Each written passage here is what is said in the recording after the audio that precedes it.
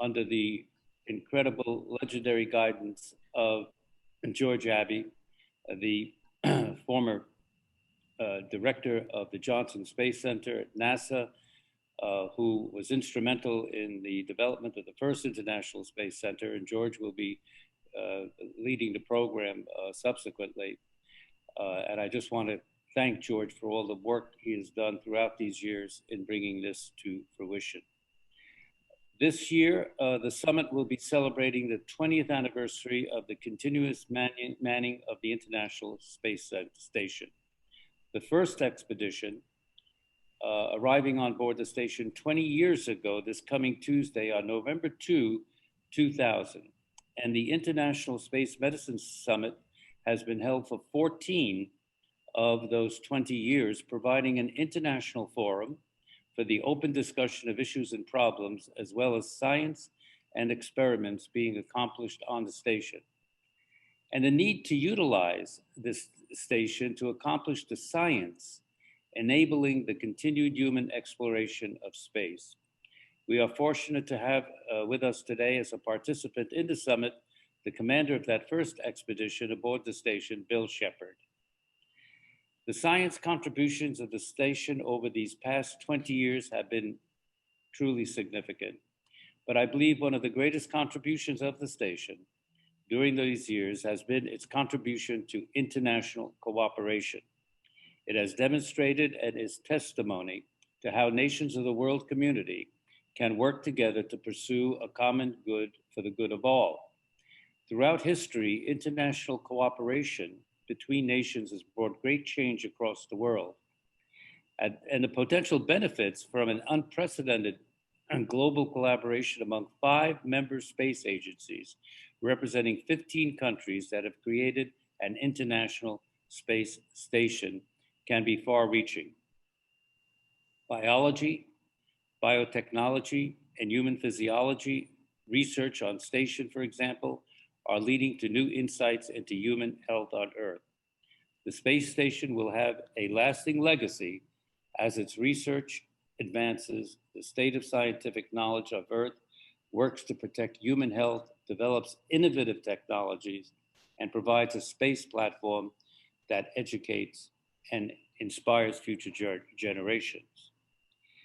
The president has now given NASA a charter to return to the moon, and there is a great deal of discussion on future missions to Mars. Making such missions will require much more than just policy statements and words. There are significant technical challenges to overcome and much more to learn about the effects on the human body of long-duration spaceflight. We are indeed fortunate to have the International Space Station as a research facility that can help provide the answers that are required to enable longer exploration missions. The space station has a finite lifetime, and it is essential to maximize the return from the experiments conducted on board the station. The summit has a panel devoted to working together to achieve that goal. It also has a panel devoted to discussing the next cooperative steps for lunar exploration and beyond. So maximizing our research on station will provide the foundation will provide the foundation for those next important steps. So I'm also very pleased to note that there will be a panel on education at the summit, emphasizing the importance of interesting the future generations of young students in pursuing careers in science and engineering. Their innovative new ideas will help enable the human exploration of space. We have successfully built an outstanding research facility in space through international cooperation, and it is a great model to build on for the future. I am hopeful, as I'm sure we all are, as we look to future partnerships, our international crews can work together as one team, working for a common goal to explore outer space and further our scientific understanding of the universe. So I wish you all every success with your deliberations over these next few days. Thank you. Thank you very much, Ambassador. And I'd like to welcome you all to the summit. Very pleased to have you at our 14th summit. And we won't be as in person together, but we'll certainly be online. Just a few comments relative to interpretation. If you need interpretation, there's a button on the lower part of the screen that you can click if you need it. That will allow you to go to English or Russian. And I also have Jeff Sutton of the Baylor College of Medicine and Bonnie Dunbar of Texas A&M University. They are all co-hosts of the summit. And let me turn it over to Jeff, and you'd say a few words, Jeff. Thank you very much, Mr. Abbey. On behalf of the Center for Space Medicine at Baylor College of Medicine, I welcome all of you to ISMS 2020. Since the very first summit held in 2007, the college has been pleased to work with the Baker Institute for Public Policy on this wonderful, informative, and unique annual conference. As always, we're very appreciative of you taking time, especially in the midst of the pandemic, to attend the summit. I want to extend an especially warm welcome to our international colleagues whose participation we value very much. There's an interesting mix of panels at this year's summit. All of us look forward to learning from the collective wisdom of the participants, as well as sharing knowledge, experiences, and insights. The heart and soul of the meeting are often in the exchanges that take place among the panelists and with the audience, so please participate. I want to thank in advance all the moderators and panelists, and to acknowledge those involved in organizing this meeting. Richard Jennings, Leroy Chow, Bonnie Dunbar, Mike Barrett, Igor Savalev, and Jason Lyons have all been most instrumental. However, as Ambassador Djerejian mentioned, it's really the leadership and effort of George Abbey who's the driving force behind this summit that makes everything possible. So thank you, Mr. Abbey. With that being said, please enjoy this year's summit, and I hope that all of you have a rewarding meeting. Thank you, Jeff. And I'll turn it over to Bonnie, Bonnie Dunbar from Texas A&M. Well, thank you very much, George. Thank you, Ambassador and Jeff, for the opportunity just to pass on some greetings from Texas A&M and to advise you that this university also stays committed to space medicine and to exploration. We are appreciative of the leadership of our Chancellor, John Sharp, in this regard. I'm also very grateful to see you all this morning. I know these are difficult times, but that's what we're all about. And it's the tenacity of this group to stay together for 14 years and to forge relationships and friendships that makes it so special. So I am not going to take away the words from our lead Aggie, who's going to come here shortly, but thank you very much. Well, thank you very much, Bonnie. And we're very fortunate to have a keynote speaker today that is a very experienced space traveler.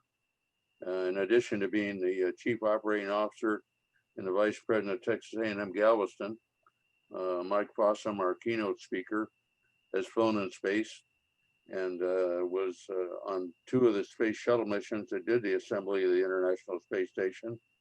And then he also flew on Expedition 28 and 29, served as a commander of Expedition 29, and was in space on board the International Space Station for over 5 months.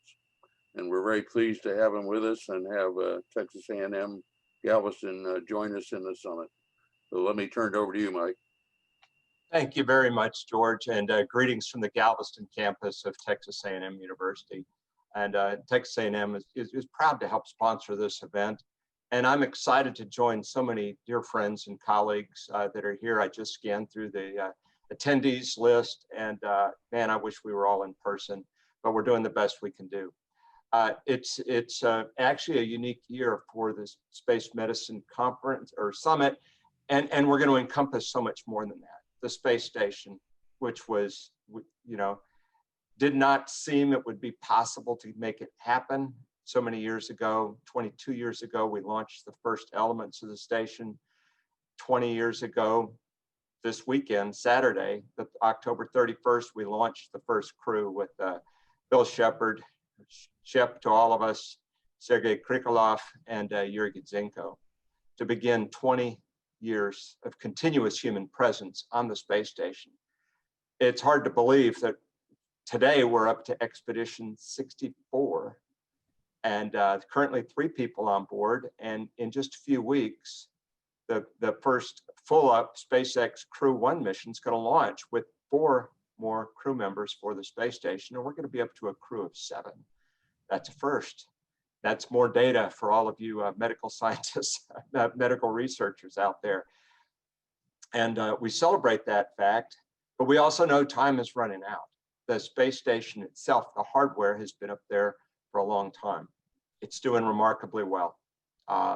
You know, those of us who were involved in the design and redesign and getting all these pieces to come together have, I mean, did very, very well.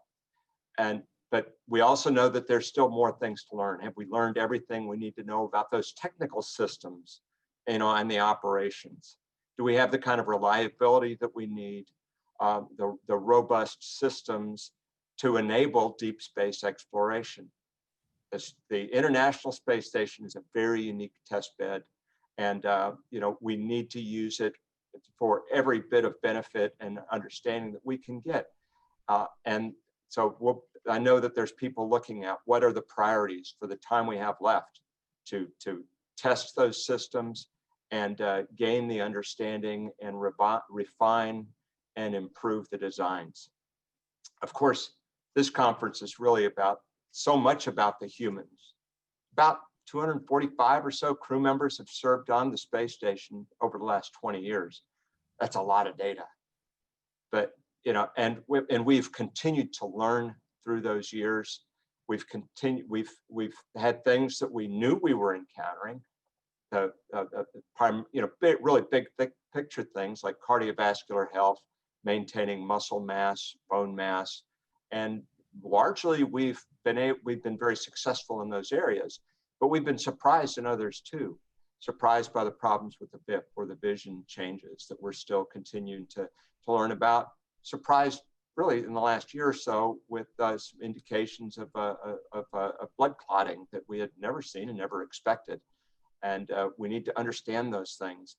We've launched more diagnostic tools to the space station, even in the 9 years since I was there, that are giving us the ability for the crews on orbit interfacing with the medical teams on the ground to actually run very complex tests. Well, that actually comes home to Earth is proving the whole concept of telemedicine and reaching, you know, people all over the globe. You know, I look forward to this conference of hearing, you know, what have we learned? What are the big conclusions from that? And you know, what do we need to do as we're thinking about deep space exploration? Will this knowledge someday drive the selection screening of those deep space crew members and continue to bring those applications back to Earth? Another thing that we really need to worry about is just the psychology of leaving Earth orbit and even near Earth orbit. When we start off on deep space exploration past the moon, then you know it's going to be a very, very different environment situation for the humans. It's going to make this COVID isolation look trivial as we try to figure out how we keep them engaged and positive and working well together as a team. Speaking of the moon, I forgot to mention, you know, that we're really going to start off today with a look at maybe a glance at the past at lunar exploration, but a talk about what the plans are in the next 5 to 10 years. That's really exciting too. Another thing that when we're talking about the you know, the space station itself is you know, the level of automation. Early spacecraft, all the way up through the space shuttle, were primarily controlled by the crew.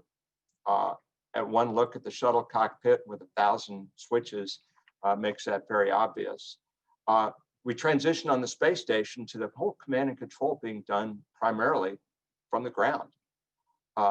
Every command up there can be sent by the ground. And during my 5.5 months, I actually made a point of every time I reached a procedure where it said, go into the laptop and send this command, I called to the ground and say, hey, do you have step 5? We got it. I did not send a single command during my entire time running the procedures on the space station. There was a whole ground team there waiting for something to do. And that's and they were able to do that because very quick reaction times, communication times. So they were able to do it quicker than I could scroll through the pages to do that. And that allows mission control to be the prime, and all of them around the globe to be the primary operators of the space station. So we were there for emergency response to turn valves and do manual actions, but we were able to focus, on the science and the other work that required human hands to do. Deep space, we're going to have to go the other direction. The time lag is going to prevent that from happening. So the spacecraft itself will have to be more autonomous, perhaps using artificial intelligence to really keep that watchful eye over all the systems like mission control does 24 hours a day now. To enable that deep space, we need to prove that that technology works too. I'm excited about the talk and the panel on education and STEM advancements that's part of this time, because that really, in a big way, and George, you said it up front, how are we bringing it home to inspire that next generation of explorers? And I would say it's not just the generation of explorers, but it's the citizens, those future citizens and future voters. I had a very interesting, I'll just say, conversation with a member of Congress some years ago, and somebody brought up the value of the space program and astronauts, human space flight, to motivate kids to get interested in science, technology, engineering, math, etc. And he pinned us to the wall, and he said, if I want to motivate school kids, I've got a lot more effective ways and cheaper ways to do that. And he's got a point. It's not just about motivating the young school kids. And that when we communicate that, we're missing the point completely. I go back to the 2017 astronaut selection. We had 18,000 people apply to be part of this incredible adventure and pursuit. 18,000 people that were at the peak of their careers. They had worked their hearts out as scientists, engineers, military test pilots, doctors, and they chose the hard path. They could have been a fighter pilot with a history degree, which is all fine, but that's not a path that gets you to test pilot school and eventually to flying in space. They chose the hard path because they had that dream. It might have started as a child, like it did in so many of us, but they pursued that path with a passion. They took the hard path, always clawing their way. That 18,000 people were at the peak of their career. In the end, we picked 12 people. But imagine the impact that was on our country alone, of 18,000 people that had spent up to the heart of their career working so hard to stand out, to be the best in what they did. They are all winning and doing just amazing things for our country, for our economy. And it's so exciting that space still does that. Finally, I think we're toward the end, we're wrapping up talking about Apollo 13. Coming up on the 50th anniversary of that mission, which I believe, next to Apollo 11 landing on the moon, I think Apollo 13 was probably America's and NASA's greatest triumph. Because we showed what the team could do, we've managed to push systems and create workarounds that nobody had imagined or come up with. And against all odds, we got that crew home with zero margin for error after the initial failure occurred, of course. But it showed that can-do attitude, that never give up and find a way. And that really has become a kind of the mantra of human spaceflight all along, is you've got to find a way. When you're designing it, you've got to build in redundancies and the capabilities to take advantage of those of those different systems and looking at that possibility. But it's going to be an exciting summit about the human health, the systems, the heart of exploration, and really inspiring that next generation of explorers, not just the ones in schools, but the ones that are really committing their careers to reaching for the stars in any way possible. So thank you very much for the opportunity, and welcome to the summit. Thank you very much, Mike. You willing to take a couple of questions? I don't know if we have any written questions, but Oh. Absolutely. I don't know that we have any, but It looks like, well, that I got the chat open, nothing in it.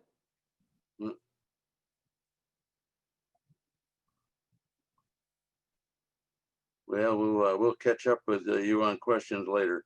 You bet. Thank you again. Thank you.